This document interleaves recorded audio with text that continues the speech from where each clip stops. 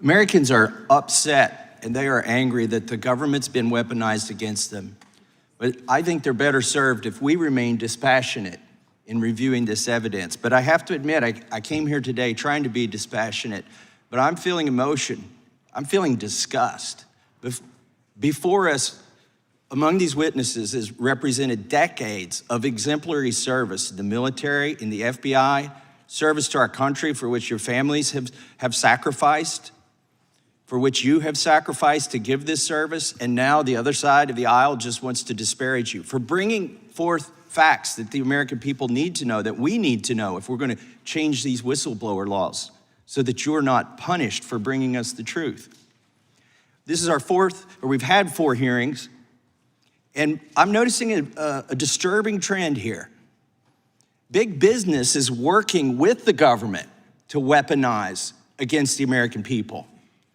And, the government says, well, this is okay because we're not violating the Constitution. The big business is doing this voluntarily, and we saw this with the social media companies.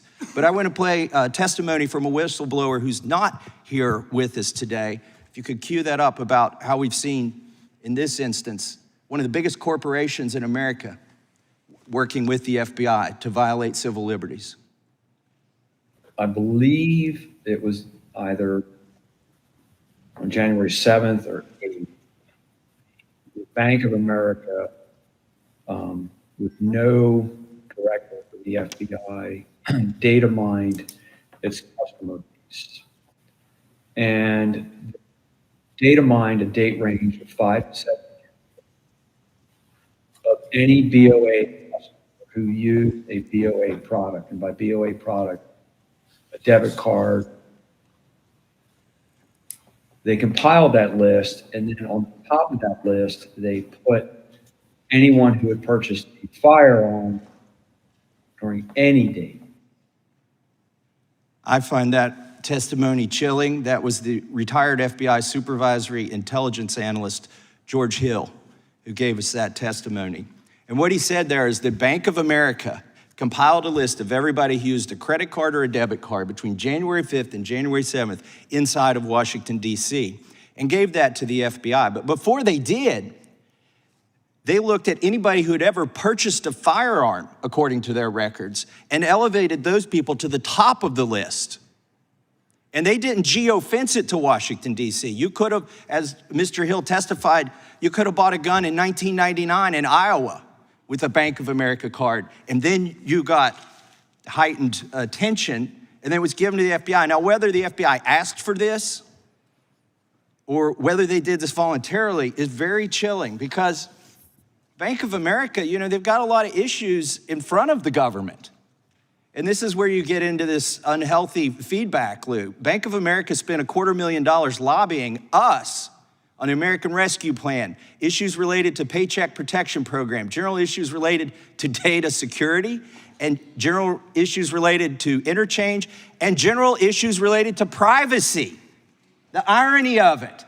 Bank of America is violating your privacy, working hand in glove with the FBI. Now, the FBI will say, we didn't ask for this, they just gave it to us. It doesn't matter. It's a violation when you get to this level of cooperation.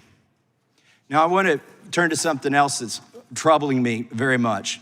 The whistleblowers here before us today have described incentive-based payments related to increasing the number of criminal investigations. Mr. Friend and Mr. Allen, you've talked about this. Mr. Friend, can you tell us what that's about and why that might be unhealthy? It's extremely unhealthy. It's called integrated program management. It's a process that the FBI uses annually to essentially establish arbitrary metrics for itself to achieve as far as opening up a certain number of cases and using certain tools and getting certain accomplishments. This in football terms, this sounds eerily similar to the Saints bounty gate. If folks remember that. And that scandal, coaches would pay players cash bonuses for hits that would result in injuries to other players. Players would receive additional pay if their tackle resulted in an opposing player being taken out of the game. These non-contract bonuses were part of an underground culture that incentivized dirty behavior. When the activity was exposed, The Saints organization was widely condemned. The defensive coach was initially suspended indefinitely, and the head coach was suspended for an entire season. Somebody at the FBI needs to be suspended for the dirty tactics that they've used. If we recognize it in sports, it's not hard to recognize it here in government. And I yield back to balance my time.